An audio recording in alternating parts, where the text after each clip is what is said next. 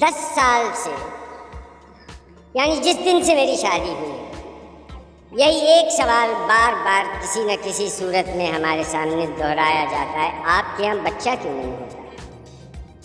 یہ کوئی نہیں پوچھتا کہ آپ کے یہاں روٹی ہے، گھر ہے، روزگار ہے، خوشی ہے، عقل ہے، سب یہی پوچھتے ہیں کہ آپ کے یہاں بچہ ہے؟ گویا بچہ ان تمام ضروریات زندگی کا نعم البدل مان لیا گیا۔ ہم دونوں کو اس سوال سے انتہائی کوفت ہوتی ہے، مگر کیا کریں، سماجی سکون کی خاطر طرح طرح سے یہ سوال ٹالنا پڑتا ہے۔ میرے ایک دوست ہیں، ماشاء اللہ 7 عدد بچوں کے باپ ہیں اور 8ویں کی فکر میں ہیں۔ ان کے بچے اکثر بیمار رہتے ہیں، آج ایک کو کالی کھانسی ہے تو دوسرے کو بخار ہے، تیسرے کو چیچک نکل آئی ہے تو چوتھے نے سڑک پر گر کر اپنا سر پھوڑ لیا ہے، 5ویں کی آنکھیں دکھتی ہیں تو چھٹا اس بات پر ادھار کھائے بیٹھا ہے کہ کب کسی مہمان کی گود میں بیٹھے اور پیشاب کرے، مگر اس روشن اولاد کے باپ کو صرف ایک ہی غم کھایا جا رہا ہے۔ اٹھتے بیٹھتے مجھ سے سوال کرتے ہیں، آپ کے یہاں بچہ کیوں نہیں ہوتا؟ میں اس سوال کے جواب میں اکثر اپنی ڈبڈبائی آنکھیں آسمان کی طرف اٹھا کر نہایت مسکین لہجے میں جواب دیتا ہوں، کیا بتاؤں کیوں نہیں ہوتا؟ گو اس حادثے کی ذمہ داری مجھ پر نہیں، خدا پر عائد ہوتی ہے، مگر میرے دوست کی تسلی اس جواب سے نہیں ہوتی۔ آگے جھک کر بڑے رازدارانہ لہجے میں فرماتے ہیں، کسی ڈاکٹر کی مدد لیجیے۔ میں کہتا ہوں کیسے لے سکتا ہوں، جس ڈاکٹر کے یہاں ہم لوگوں کا علاج ہوتا ہے اس کے یہاں خود کوئی بچہ نہیں ہے۔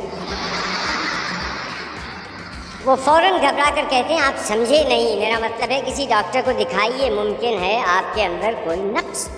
میں بات کاٹ کر کہتا ہوں، دکھایا ہے، کوئی نقص نہیں۔ میرے دوست بڑی حیرت سے کہتے ہیں، پھر بھی بچہ نہیں ہوتا؟ حیرت کی بات ہے سر، یہ کہہ کر غور اور انتہائی شبہ سے مجھے دیکھنے لگتے ہیں جیسے میں جھوٹ بول رہا ہوں اور کسی خوفناک بلکہ شرمناک مرض کا شکار ہوں۔ ایک دوست ہیں ہمارے، انہیں یہ تو شبہ نہیں کہ ہم دونوں میاں بیوی میں خدا نخواستہ کوئی نقص ہے، مگر وہ یہ ضرور سمجھتے ہیں کہ ہم لوگ دیدہ اور دانستہ بچہ پیدا نہیں کرتے۔ جب بھی ہمارے یہاں آتے ہیں، بچوں کے فوائد پر مختلف زاویوں سے روشنی ڈالتے ہیں۔ البتہ تقریر کرتے وقت انداز ان کا سیاستدان کا سا نہیں ہوتا ہے، بلکہ ایسے کاروباری کا سا جیسے ہمارے یہاں بچہ پیدا ہونے پر انہیں فوراً کمیشن ملے گا۔ میں ان سے بہت الجھتا ہوں کیونکہ مجھے خامخواہ شبہ ہو جاتا ہے کہ بچہ میں پیدا کروں گا اور فائدہ انہیں ہوگا۔ جی یہی چاہتا ہے کہ محض انہیں زک دینے کے لیے زندگی بھر کوئی بچہ پیدا نہ کیا جائے۔ اکثر فرماتے ہیں کہ اگر آپ کے گھر کوئی بچہ ہوتا تو ضرور اس کی شادی میں اپنی منی سے کرتا۔ ان کی منی انتہائی بدصورت، بدمزاج، محلے کے سب بچوں سے لڑتی ہے، اس کے سر پر بال اس قدر کم ہیں کہ بڑے ہونے پر انشاءاللہ واقعی گنجی ثابت ہوگی، مگر یہ حضرت ہیں کہ میرے گھر میں اسی چاند سی بہو کا اضافہ کرنے پر تلے ہوئے ہیں۔ یہ اکثر کہا گیا ہے کہ بچے قوم کی دولت ہیں۔ اگر یہ سچ ہے تو ہندوستان کا شمار دنیا کی امیر ترین قوموں میں کرنا چاہیے۔ زندگی کے کسی اور شعبے میں ہم دولت پیدا کریں یا نہ کریں، بچے پیدا کرنے میں ہمارا کوئی ثانی نہیں۔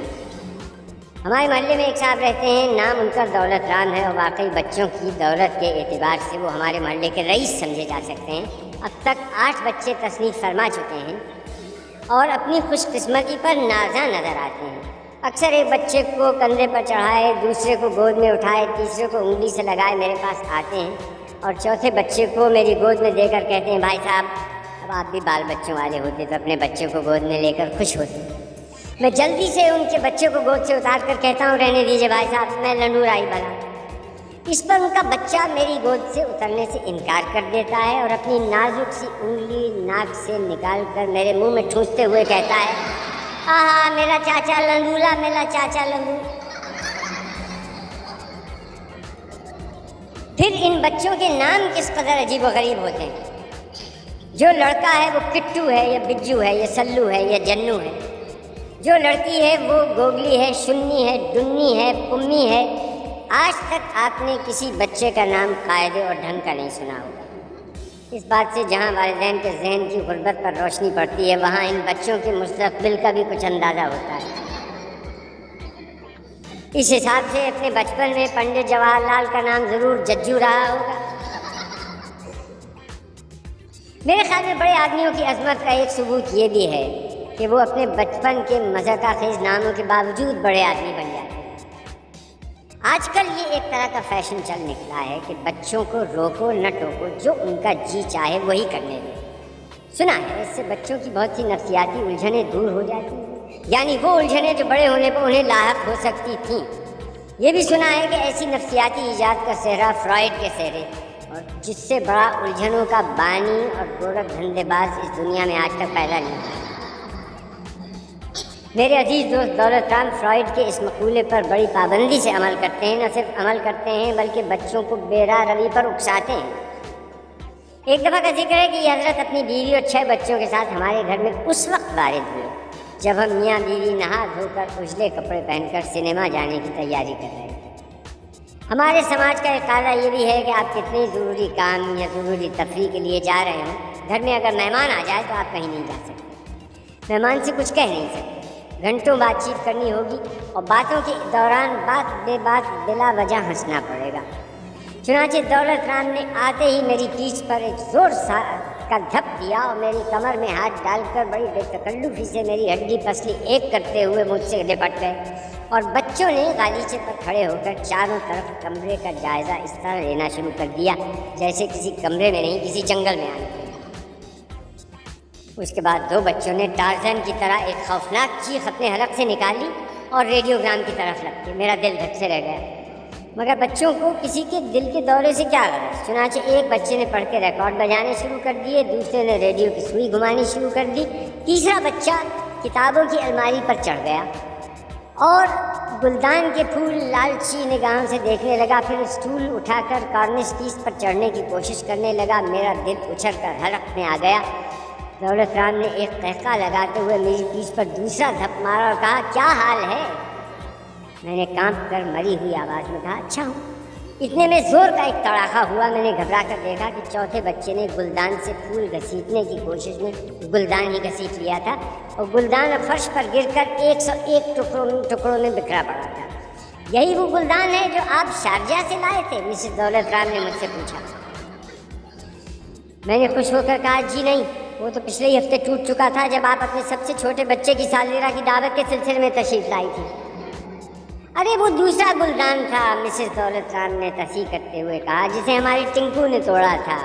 پھر وہ میری بیوی کی طرف مخاطب ہو کر بولی، یہ بڑے بھلکڑ ہو گئے ہیں، انہیں کچھ یاد ہی نہیں رہتا کون گلدان کب ٹوٹا تھا۔ میری بیوی جواب میں کچھ خوفزدہ سی ہو کر منمنائی۔ اتنے میں ریڈیوگرام سے ایک بھیانک سی چیخ بلند ہوئی۔ میں نے دیکھا کہ دونوں لڑکے آپس میں لڑ رہے ہیں اور ریڈیو کے دونوں بٹن ریڈیو سے نکل کر ان کے ہاتھوں میں آ چکے ہیں۔ بڑے لڑکے نے چھوٹے لڑکے کے گھونسا مار دیا۔ شاباش، دولت رام خوشی سے چلایا۔ ریڈیوگرام کے کانچ پر پڑا گھونسا اور اس کے ٹکڑے ٹکڑے ہو گئے اور لڑکا سہم کر ریڈیوگرام سے الگ کھڑا ہو کر منہ بسورنے لگا۔ میرا لال ڈر گیا۔ مسز دولت رام نے جلدی سے اپنے بچے کو اپنے گھٹنوں پر لیتے ہوئے کہا، بچوں کو مطالعے کا کس قدر شوق ہوتا ہے یہ بات بھی آج ہی سمجھ میں آئی کہ ایک بچے نے دیوان غالب کے مصور ایڈیشن پر جھگڑا کر رہا تھا۔ دونوں بچوں سے اپنی اپنی طرف کھینچنے لگے۔ کھینچنے میں آدھی کتاب ایک بچے کے ہاتھ میں رہ گئی، آدھی دوسری بچے کے ہاتھ میں رہ گئی، اور غالب زبان حال سے کہتا رہ گیا کہ بازیچہ اطفال ہے دنیا میں۔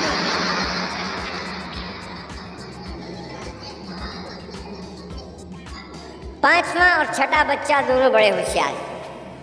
انہوں نے ڈرائنگ روم چھوڑ دیا تھا اور درراتے ہوئے کھانے کے کمرے میں گھس گئے تھے۔ وہاں سے سنترے اور سیب اور تربوز کی قاشیں اٹھا لائے تھے، کچھ کھا رہے تھے، کچھ مار رہے تھے۔ ایک سیب میرے ماتھے سے جا لگا، وہاں سے اچھل کر دیوار پر لگنے والا تھا کہ دولت رام نے قہقہ مار کر بیچ میں سے کیچ کر لیا اور میری طرف فاتحانہ انداز سے دیکھ کر بولے، اب تو عادت چھوٹ گئی لیکن بچپن میں کرکٹ کا بہت عمدہ کھلاڑی تھا۔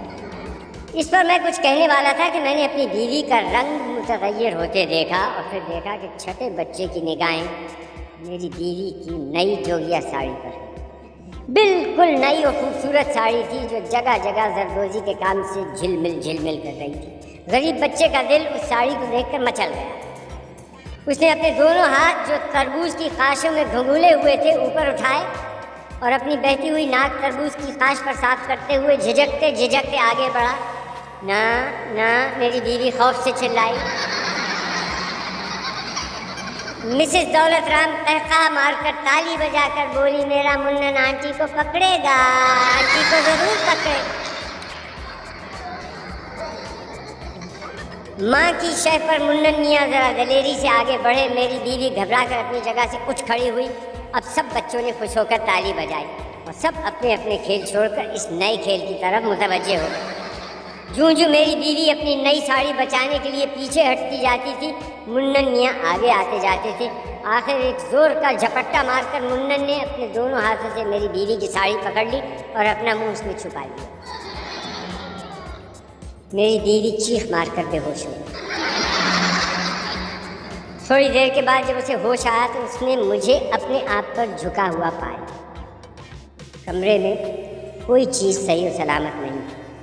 اس نے زور سے میرا ہاتھ پکڑ لیا اور ادھر ادھر دیکھتے ہوئے گلوگیر لیکن مضبوط اور پختہ ارادے والے لہجے میں کہا کہ مجھے بچہ چاہیے، ضرور چاہیے، بچہ ہوگا، ضرور ہوگا۔ اس بات ہے کہ ٹھیک 9 ماہ بعد ہمارے گھر میں بچہ پیدا ہوا، جسے ہم محض اس امید میں پال رہے ہیں کہ وہ بڑا ہو کر ہمارے ہمسایوں کا سامان توڑے۔